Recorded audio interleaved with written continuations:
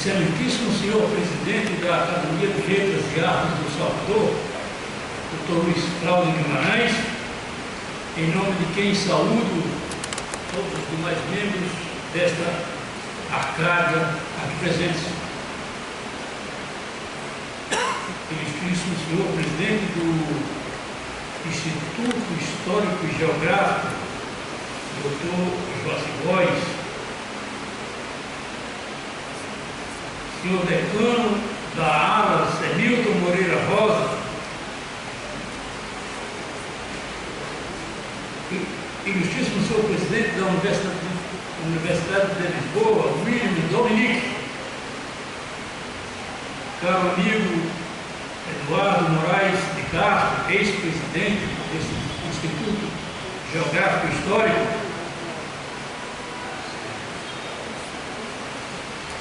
vice-presidente da ALAS, Sérgio Faria, presidente da Academia de Cultura da Bahia, Benjamin Batista, caro amigo Cícero Sena, membro da Academia de Porto Seguro,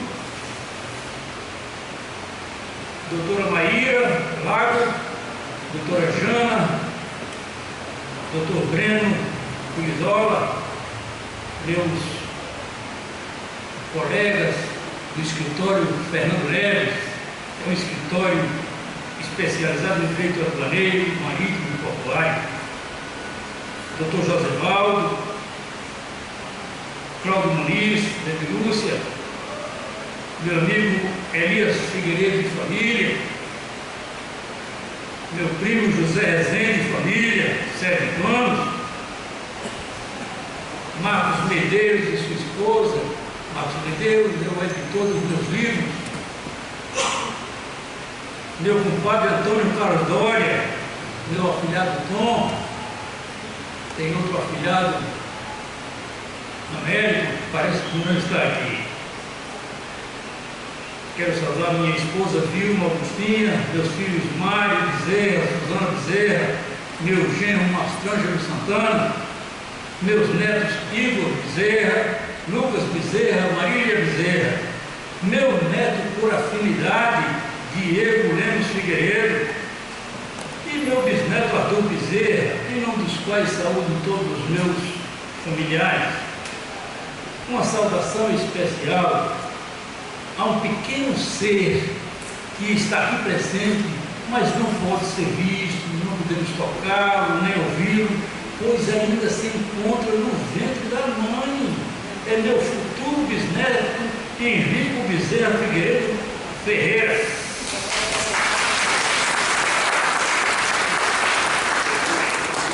Demais amigos e amigas que me deram a imensa honra de vir hoje à minha posse nesse respeitável estilo do Progeu, esta meritosa Academia de Letras e Artes do Salvador completará 23 anos no próximo mês. Ela foi fundada na memorável noite de 20 de dezembro de 1999. A solenidade foi no aconchegante auditório da Casa do Comércio. Eu estava lá, na plateia. Naquela fase da minha vida, eu não podia imaginar que um dia chegaria a integrar tão distinta confraria, que acomoda os mais profícuos intelectuais da Bahia, composto de romancistas, poetas, filósofos, pintores e até o maestro. Por generosidade dos membros desta academia, que reconheceram os propósitos dos meus trabalhos, dos meus escritos, fui agora eleito acadêmico efetivo. Agradeço comovido o empenho nesse sentido dos acadêmicos Benjamin Batista, Rosendo Ferreira, José Dionísio Nóbrega, Oleano Coelho Fontes, com o apoio do também digno presidente Luiz Cláudio Guimarães, Joaci Góes, de Lamartine Lima, enfim, de todos os membros, pois, pelo que sei, não houve nenhuma objeção ao meu nome. Assim, sou profundamente grato a todos os confrades e confreiras, como a partir de agora posso chamá-los. Estou vendo aqui na minha frente o doutor Risodalvo, que esqueci de saudar, José Mendonça, meu conterrâneo de Sergipe, filho de Momento Pai Mendonça. Quero agradecer especialmente ao ilustre presidente desta academia, Dr. Luiz Cláudio Guimarães, pela receptividade no meu processo eletivo e agora pelo seu apoio inestimável na organização desta solenidade. Dr. Luiz Cláudio, eu aproveito a oportunidade para registrar minha admiração pelo seu entusiasmo e competência à frente desta academia. Tive o privilégio de ser saudado pelo ilustre confrade Benjamin Batista num discurso poético. Ele que é uma alma sensível, um intelectual refinado, incentivador da cultura, amante das artes, ele próprio, um cantor lírico, com um timbre natural de barítono, um artífice das letras que, quando escreve, carrega nas tintas o ardor das suas ideias e convicções. Senhoras e senhores, é com muita honra e emoção que assumo a posição de membro titular da cadeira número 38 desta respeitável Academia de Letras e Artes de Salvador, cujo patrono é Ariovaldo Matos, tendo como último ocupante o acadêmico Cícero Vilas Boas Pinto. Ariovaldo Matos, patrono da cadeira 38, foi um jornalista, contista, novelista, romancista e dramaturgo de raro talento. Ele nasceu em Salvador no dia 24 de agosto de 1926. Nasceu em casa, na Rua da Poeira, bairro de Nazaré. Não há como separar a produção literária de Ariovaldo Matos de sua intensa militância política. Coerentemente com a sua flama ideológica, a militância política de Ariovaldo Matos reflete-se no seu labor de jornalista e escritor. Ariovaldo afirmou-se primeiro como jornalista. Ele ingressou em 1945 no jornal O Momento e logo se tornaria seu redator-chefe. Sob a influência de Jorge Amado, que no romance Capitães da Areia havia retratado a situação de menores abandonados que viviam nas ruas de Salvador, ocupando um trapiche, roubando para sobreviver, Ariovaldo Matos estreou como escritor em 1955 com o romance Corta-Braço, tendo como tema o fenômeno das ocupações urbanas na cidade de Salvador. O romance Corta-Braço, a partir de personagens ficcionais, narra a ocupação que deu início ao Vale do Pero Vaz na Liberdade. O fenômeno das invasões na cidade de Salvador foi tema de estudo do antropólogo Tales de Azevedo. Mesclando personagens imaginários com pessoas que realmente existiram, no romance Corta-Braço, Ariovaldo retrata toda a luta da gente pobre pela posse da terra e pela necessidade de manter suas casinhas, seus barracos numa área invadida. O problema das invasões de terras é objeto de pauta reiterada do jornal O Momento, em que Ariovaldo Matos detonava reportagens e editoriais que buscavam influenciar a opinião pública, denunciando a questão da crise habitacional da capital baiana, defendendo o direito a uma moradia digna. Em virtude da linha ideológica seguida pelo ardoroso Ariovaldo Matos, seu jornal sofreu 2 empastelamentos. Foram presos todos os militantes que atuavam naquela gazeta. Mas o resiliente Ariovaldo Matos não se deu por vencido e logo mais fundaria o seminário 7 Dias, que circulou até 1958, no qual revelaria 2 nomes de projeção nacional: Glauber Rocha e João Ubaldo Ribeiro. Ariovaldo Matos Glauber Rocha e João Paulo eram mais que amigos. Eles formavam uma confraria. Não por acaso os três eram apadrinhados por Jorge Amado, já então árvore frondosa, expoente maior da literatura ficcionista brasileira. Em seguida, Ariovaldo Matos passou a chefiar a reportagem do Jornal da Bahia, onde inauguraria a coluna Olho Mágico, assinada sob o pseudônimo de João das Botas. Em 1960, Ariovaldo Matos publicou um livro de contos intitulado A Dura Lei dos Homens, pelo qual foi agraciado com o prêmio da Prefeitura Municipal de Salvador. O seu romance Corta-Braço foi traduzido para o romeno e alguns de seus contos foram traduzidos para o russo. Em 1963, ele se desligou do Jornal da Bahia, passando a produzir na Rádio Cruzeiro da Bahia o programa Falando de Política. No mesmo ano, em parceria com José Gorenga, Ariovaldo lançou o semanário Folha da Bahia, que seria empastelado em abril de 1964 pelo regime militar. Ariovaldo teve sua casa invadida. Inconformado, ele compareceu ao comando da 6ª Região Militar para protestar contra a invasão de sua casa e a destruição do seu jornal. Foi então preso e recolhido ao quartel do Barbalho e em seguida ao 19º Batalhão de Caçadores do Cabula. Esses reveses não abalaram o seu ímpeto criativo e em 1965 ele publicou outro volume de contos, Últimos Sinos da Infância, cujo conto Desempestado seria posteriormente adaptado para o teatro com o título A Escolha, ou O Desempestado, peça ganhadora do prêmio Jorge Amado para Dramaturgia, instituído pela Fundação Teatro Castro Alves. Em 1967, Ariovaldo conquistou o prêmio Xavier Marques, instituído pelo governo da Bahia, com a novela As Aventuras do Senador Antônio Petrucci.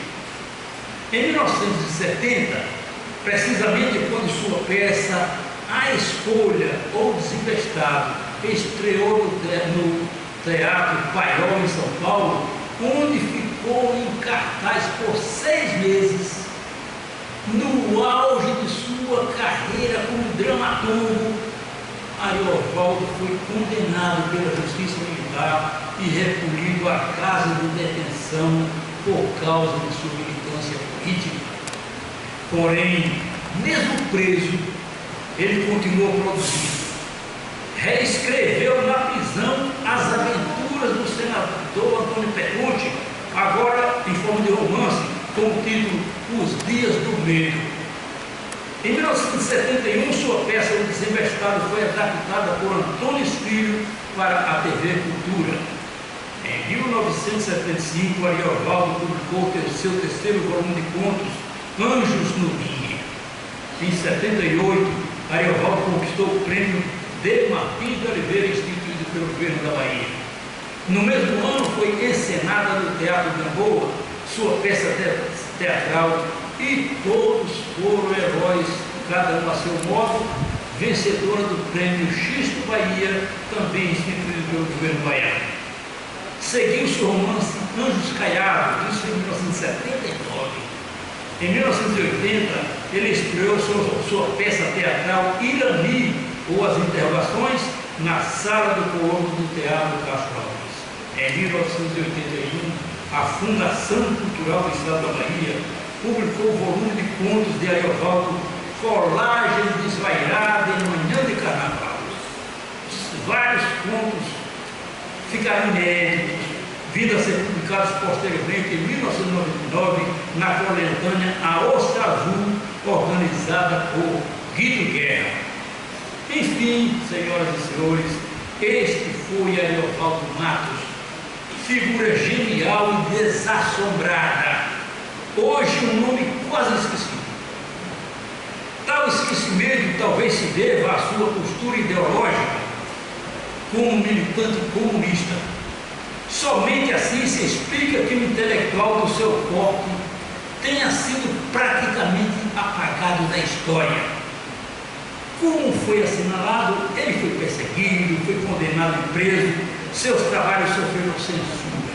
Sua peça teatral, O Ringue, foi vetada integralmente pela censura federal, proibida até 1979 em todo o território nacional.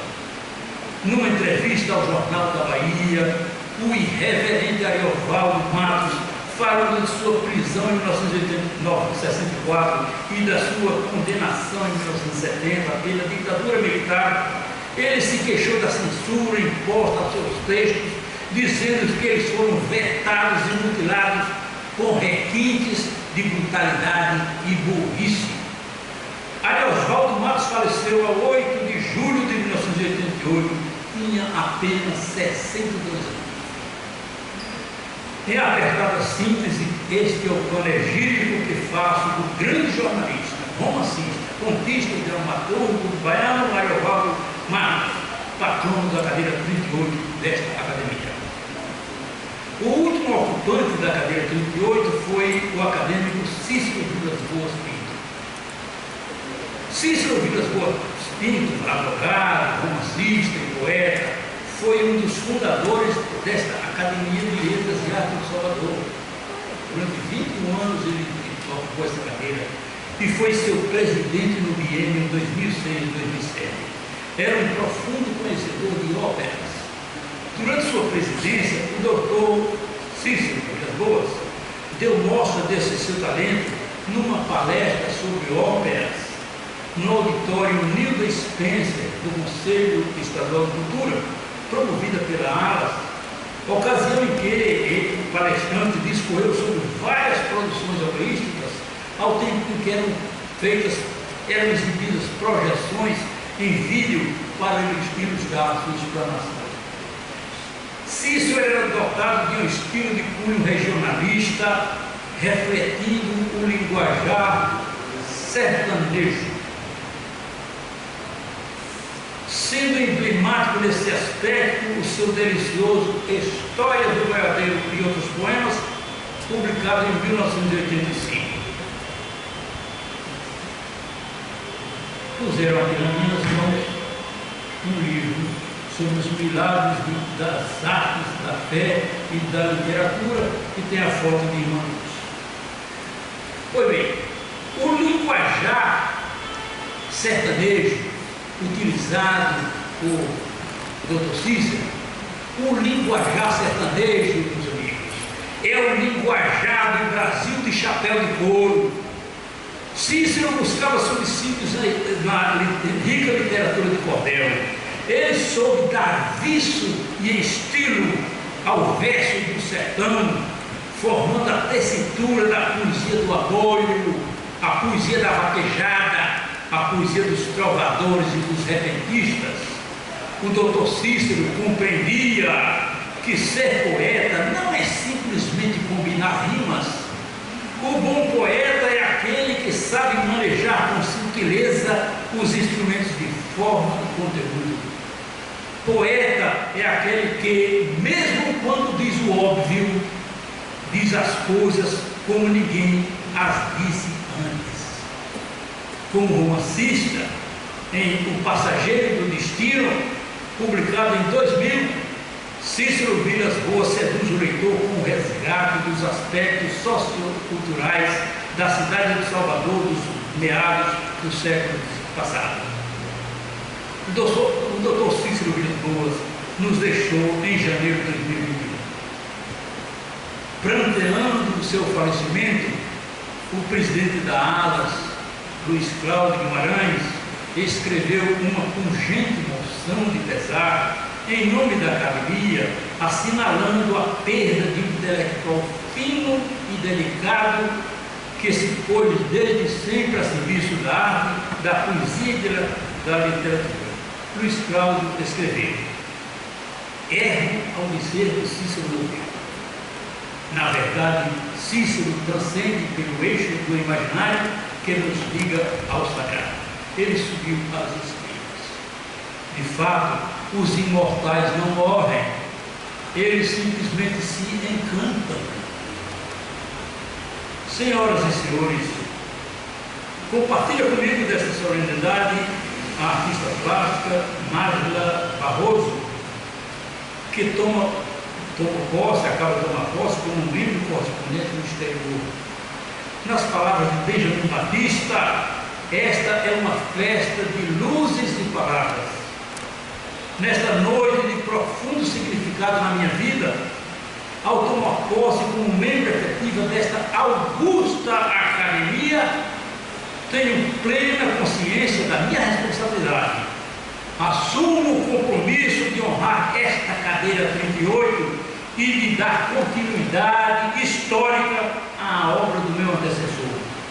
Ser acadêmico não é fazer pose de imortal. Imortal? Meu Deus, como morrem os imortais? É até arriscado ser imortal. Muitos morrem no primeiro ano. Outros são eleitos, mas nem chegam a tomar posse. Foi por isso que me apressei. Assim que soube do resultado da minha eleição, tratei logo de procurar esquentar minha cadeira. Na verdade,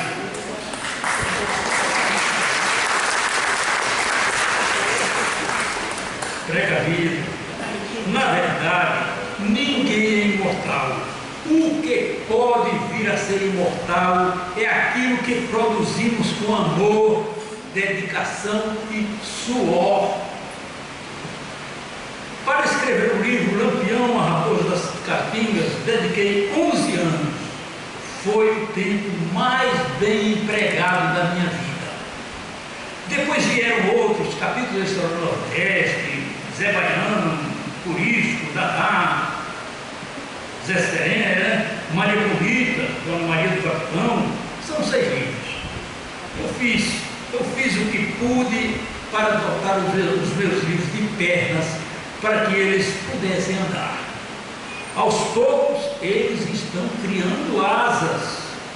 O livro sobre o Lampião está na 5ª edição e vem aí a 6ª edição logo, não é, Marcos? Ao fim desta cerimônia, haverá um singelo coquetel lá embaixo e no cantinho, no fundo, estão meus livros para quem porventura se interessar em adquirir. Estou lançando um livro sobre Maria Bonita.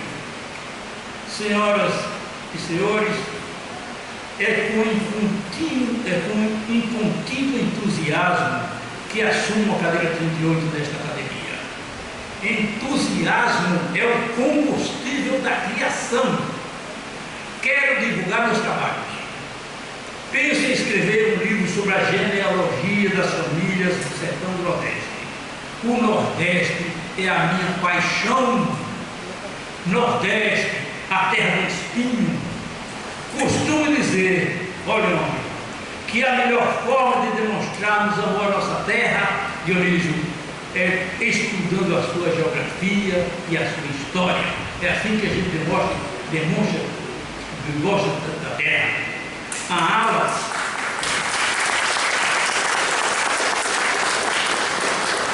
Alas é composta de figuras de relevo nas letras e nas artes baianas. Desconfio não ter mérito suficiente para integrar, mas os seus membros, generosamente consideraram que mereço. Espero não decepcioná-los. Chego para somar, Joaci Góes. Eu, longe de mim, veleidades vãs. O propósito que me move é o desejo de poder contribuir com minha produção literária na medida das minhas forças, para que esta academia seja cada vez mais reconhecida, respeitada e invejada. Obrigado.